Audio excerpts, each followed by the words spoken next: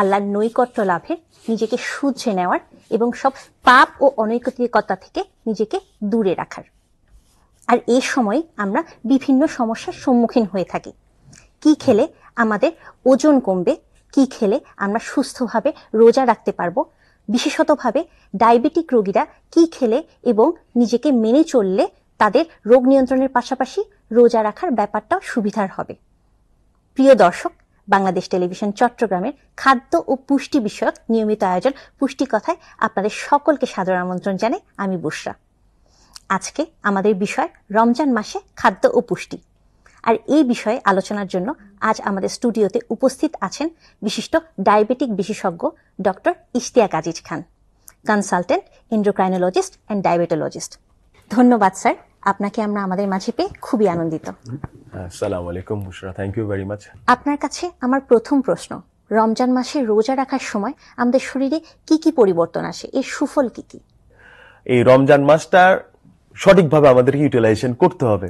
প্রথম শর্ত এবং সূত্রটা হচ্ছে, আমরা যখন এত ঘন্টা ফাস্টিং থাকি তখন আমাদের বডিটা হচ্ছে অর্গানিক ফর্মে চলে আসে। তো অর্গানিক ফর্মে চলে আসলে তখন আমাদের বডি কলাপসড অবস্থায় থাকে। এই সময় আমাদের বডিটাতে যেটা দিতে হবে যে মানে ওয়েল নিউট্রিশন ফুড গুলা, যেগুলো আমাদের বডি অ্যাকসেপ্ট করে। কিরকম সেরকম এক লাইনে বলতে গেলে সেটা হচ্ছে, please do not take it if nature doesn't make it. Nature যেটা তৈরি করে নাই সেটা আসলে দেওয়া উচিত না, কিন্তু আমরা করছি কি সেটা হচ্ছে দেখার বিষয়। এখন এটার থেকে মানে বাঁচানো, সবাইকে পুরো আমাদের পুরো প্রজন্মকে বাঁচানো আমাদের খুব জরুরি দরকার আসলে। এখন আমরা যদি এইগুলা যদি এই মেসেজগুলো আমাদের প্রত্যেকটা মানুষের ঘরে ঘরে প্রতিটা পরিবারে যদি পৌঁছাতে না পারি, আসলে হেলথ রিলেটেড ইস্যুস, খরচ এত বেড়ে গিয়েছে, মানুষ আসলে বাজারের ঊর্ধ্বগতি, বাড়ি ভাড়া, বাচ্চা কাচ্চার টিউশন ফিস সবকিছু মিলিয়ে আসলে আমরা কোপ করতে পারছি না। যার ফলে দেখা যাচ্ছে that end of the day মানুষ আসলে সাইকোলজিক্যালি ডিস্টার্বড হয়ে যায় এবং ফ্রাস্ট্রেটেড হয়ে যায়। এটাও একটা বিশাল বড় একটা ডিসঅর্ডারে আমরা পড়ে যাচ্ছি এবং এই জন্য আমাদের সাইকোলজিক্যাল ডিসঅর্ডারও বাড়ছে অনেক বেশি। ইফতার এবং সেহরিতে খাদ্য তালিকাটি কেমন হওয়া উচিত? কি কি খাবার খাওয়া উচিত এবং কি কি পরিহার করা উচিত? আপনি ইফতার করবেন অয়েলি ফুড দিয়ে। আপনি যে অয়েলি ফুডে যে ডিপ ফ্রাই, এগুলা কিন্তু ডিপ ফ্রাই গুলা খুব বেশি পরিমাণে আপনার ওইটার খাদ্যদ্রব্যের ভিতরে ঢুকে যায় এবং সেটা কি তৈরি করছে? অক্সিডেটিভ স্ট্রেস, AGE, একটা অ্যাডভান্স গ্লাইকেটেড আপনার পেপটাইড তৈরি করে, যেটা আসলে প্রত্যেকটা জায়গায় হার্টারিতে বলেন প্রত্যেকটা জায়গায় ইনফ্লামেটরি রেসপন্স তৈরি করে। তাহলে আমাদের বডি, হার্ট হচ্ছে মাত্র 1 মিটার, আমাদের পুরো বডিতে হচ্ছে 66 মাইল হচ্ছে আমাদের ব্লাড ভেসেল। আপনি যে অয়েলি ফুড দিয়ে যে ইফতার করলেন, ওটা আপনার প্রদাহ পুরো 66 মাইলকে করে রাখবে। তাহলে এই জিনিসগুলোর থেকে মুক্তি পাওয়ার একটা ওয়ে হচ্ছে রমজান মাসে, please do not take it if nature doesn't make it. আপনি ইফতারটা ন্যাচারাল খেজুর দিয়ে করেন, ডাবের পানি দিয়ে করেন, বেলের শরবত দিয়ে করেন, আখের রস দিয়ে করেন। আবার অনেকজনের ধারণা থাকতে পারে যে আখের রস খেলে ডায়াবেটিস বেড়ে, দো it is sweet, but it is natural sweet. এইটা হচ্ছে আমরা ব্লাডে যা দেখি সেটা দেখি হচ্ছে আমরা গ্লুকোজ দেখি, ব্লাডে কিন্তু আমরা ফ্রুক্টোজ দেখতে পারি না। সো এখন আমরা যদি ইফতারটা যদি এই প্রসেস থেকে বেরিয়ে এসে, অয়েলি ফুড থেকে বেরিয়ে এসে যদি আমি যদি শুধুমাত্র ফ্রুটস দিয়ে ইফতার করি, তাহলে আমরা কি পাবো? টনস অফ এনার্জি পাবো। কিন্তু দেখা যাবে যে আমরা যে ইফতারের সময় যে আমরা যে সমস্ত ভাজা পোড়া জিনিসগুলো দিয়ে ইফতার করছি, দেখা যায় যে আমার তারাবি নামাজ পড়তে গিয়েছে, আমি দেখি কালকে যে ওযু রাখতে পারতেছে না, কেউ কিছুক্ষণ পর পর হাই তুলছে, কেউ কিছুক্ষণ পর পর বসার থেকে আর উঠতে পারছে না। তাহলে 20 রাকাত তারাবির নামাজে যদি স্ট্রেংথ যদি যে না পায়, আমরা খাই কিসের জন্য? আমাদের স্ট্রেংথ বাড়ানোর জন্য। তো ইফতারে আমি খেয়ে যদি ঝিমুনি চলে আসে, তাহলে তো সেটা তো আমাদের হেলদি ফুড হলো না। তাহলে আমাদের এই জিনিসগুলো করতে হয় যে আমাদের অয়েলি ফুড, ডিপ ফ্রাই যেগুলো, এগুলো হচ্ছে ইনফ্লামেটরি অয়েল দিয়ে তৈরি। কি ইনফ্লামেটরি অয়েল? সয়াবিন, সানফ্লাওয়ার, তারপর হচ্ছে canola oil, corn oil, sunflower oil, এগুলো হচ্ছে টোটালি ইনফ্লামেটরি অয়েল। এগুলো কিভাবে তৈরি করা হয়? আসলে এগুলো হচ্ছে হেক্সেন নামের একটা পেট্রোলিয়াম পদার্থকে দিয়ে জোর করে এখান থেকে তেল বের করে নিয়ে আসা, এবং এটা আমাদের গাট টোটালি সহ্য করতে পারে না। আর সহ্য করতে না পারার কারণে হয় কি, আমাদের সেন্ট্রাল ওবেসিটিটা বেড়ে যায় এবং বডি এই ইনফ্লামেটরি অয়েলকে মেটাবলাইজ করতে পারে না, পেরে শেষ পর্যন্ত সেটাকে হাই গ্লুকোজ, কিছু 50% হাই গ্লুকোজ আর কিছু 50% সেন্ট্রাল ওবেসিটিতে নিয়ে যায়। তাহলে দেখা যায় তার ফ্যাটি লিভার যখন গ্রেড 1 ছিল, ঈদের পরে যখন আমি স্ক্যান করে দেখেছি এটা গ্রেড 2 বা গ্রেড 3 বা সিরোসিস অফ লিভারে চলে যাচ্ছে। তাহলে এই ফ্রাইড ফুড থেকে আমরা বেরিয়ে আসবো। বেরিয়ে আসার জন্য যেটা দরকার সেটা হচ্ছে আপনার ইচ্ছাটা দরকার। আপনি দরকার হলে প্রোটিন, হাই প্রোটিন গুলা খান, যেমন আপনি মাছ মাংসের পরিমাণ বাড়ান, আপনি ডিমের পরিমাণ বাড়ান, আপনার সালাদের পরিমাণ বাড়ান। এগুলো হচ্ছে very good food for the body. Body এগুলো খুব ইজিলি উইদাউট এনিথিং সে অ্যাবজর্ব করবে এবং যেটা লাগবে না সেটা বাইরে পায়খানা প্রস্রাবের মাধ্যমে সে বের করে দিবে, সে কোনো কিছু জমতেই দিবে না। কিন্তু আমরা যে এগুলা, যে সমস্ত ইনফ্লামেটরি অয়েলের যে জিনিসগুলো খাচ্ছি, এগুলো বডি পারে না যে ফেলতে, না পারে না জমা করতে, তখন সেটা আমাদেরকে হাই সুগার অথবা টিউমার নিয়ে আমাদের কাছে। কি কি টিউমার নিয়ে আসে?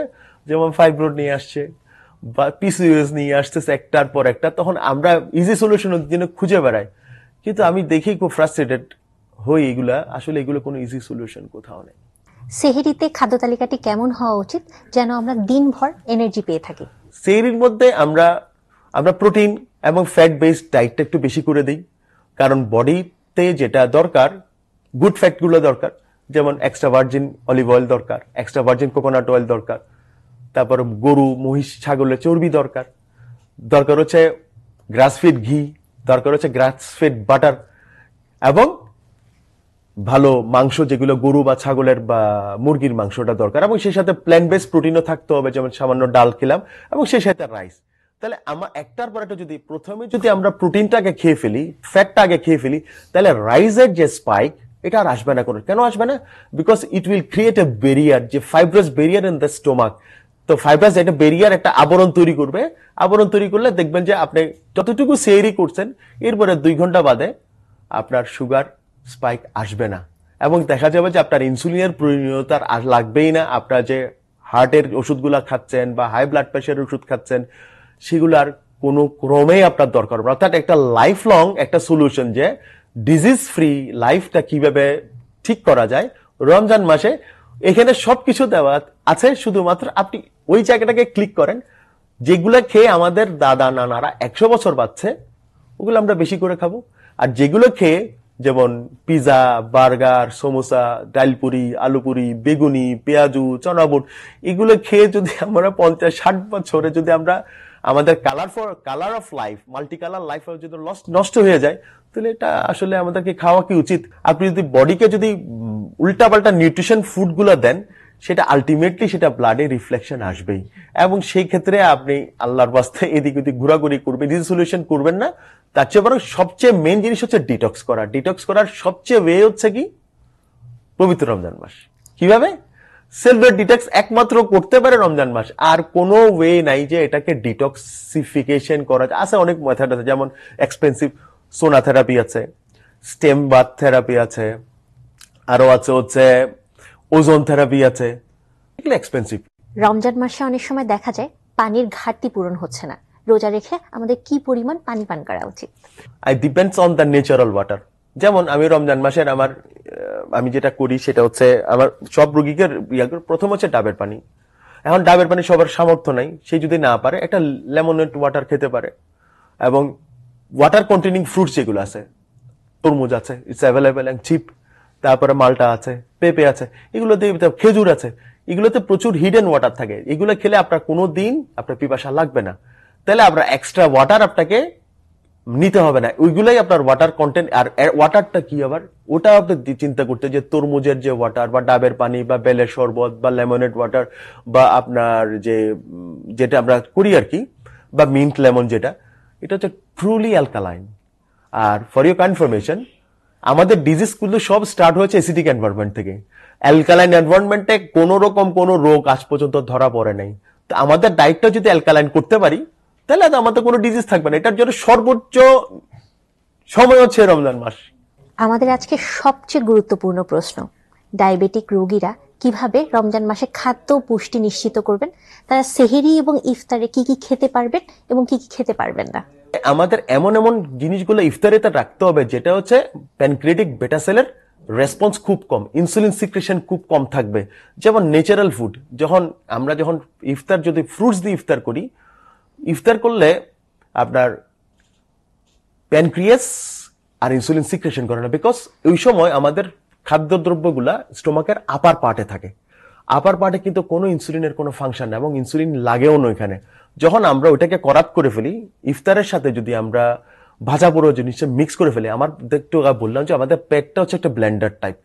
ব্লেন্ডারের মধ্যে আপনি ফ্রুটসও খেলেন, শরবতও খেলেন, সেই সাথে আবার ভাজা পোড়া জিনিসগুলো দিয়ে ব্লেন্ড করেন, কিছুক্ষণ বাদে 10 মিনিট বাদে আপনি এটা গন্ধের জাল আপনি খেতে পারবেন না। ইটস এ প্র্যাকটিক্যাল, আপনি নিজে করে দেখবেন, আপনি নিজে তাজ্জুব হয়ে বসে থাকবেন, আল্লাহ কি দিলাম আমার পেটকে। নিজের প্রয়োজনে আমার করার পরীক্ষাটা নিজে বাসায় করেন, কি সর্বনাশটা আপনি করেছেন। তাহলে আমি যদি ফ্রুটস দিয়ে ইফতার করি, তাহলে দেখা যাবে যে আমার গুড়ার গ্লুকোজের স্পাইক হবে না, অর্থাৎ ওখানে ওই যেটা দরকার, যে ফ্রুট সুগার যেটা, সেটা বডি তার প্রয়োজন অনুযায়ী সে নিবে, যেটা দরকার নাই সেটা বের করে দেবে এবং সেটা টোটালি ব্লাডে কোনো রকম স্পাইক আসবে না। যদিও স্পাইক আসে সেটা হচ্ছে 1 মিলিমোলের বেশি আসবে না এবং সেটা 2 ঘন্টার মধ্যে ডেক্লাইন হয়ে যাবে আবার।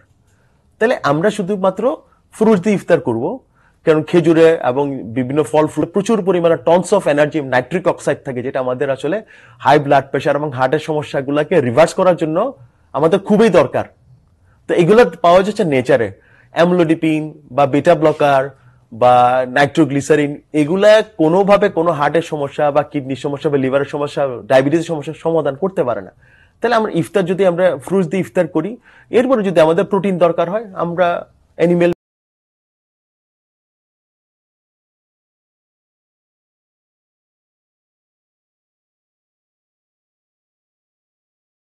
বেস প্রোটিন খাই, সেই সাথে কিছু তার সাথে হচ্ছে ঘি বা বাটার অ্যাড করি, তাহলে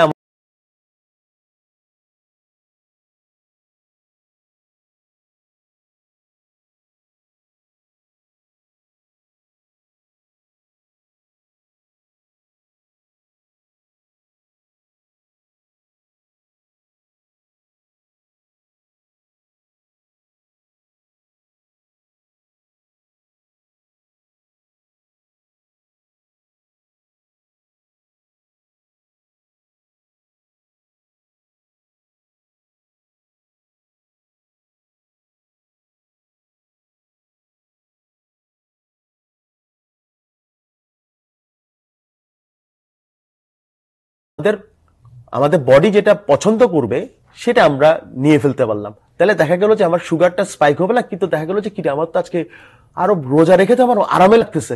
অনেক পেশেন্ট দেখা যায় যে আর কখন রোজা শেষ হবে, আর ভালো লাগতেছে না, আর শান্তি লাগতেছে না, মানে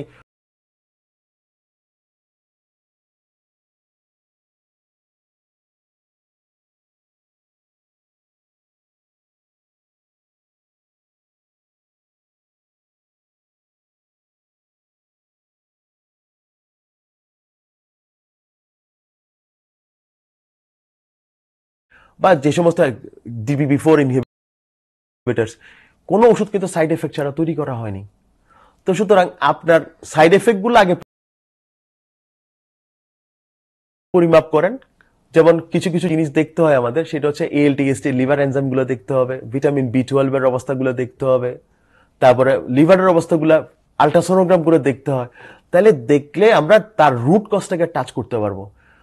sugar, high blood pressure, high cholesterol, it's the branch cause of the disorder. আর এইগুলা এই খাদ্য অভ্যাস যেটা আমরা করছি, এই খাদ্য অভ্যাসের মধ্যে দেখা যাচ্ছে যে টাইপ 2 ডায়াবেটিসটা টাইপ 3 ডায়াবেটিসে পরিণত হয়ে যাচ্ছে, ব্রেইন ফগ ডেভেলপ করে যাচ্ছে। কি ব্রেইন ফগ? অর্থাৎ Alzheimer disease develop, Parkinson disease develop করে যাচ্ছে, মাইগ্রেন ডেভেলপ করে যাচ্ছে সবারই, বিশেষ করে মহিলাদের ক্ষেত্রে সবচেয়ে বেশি হয় এটা, যারা ইনফ্লামেটরি ফুড যারা খায়।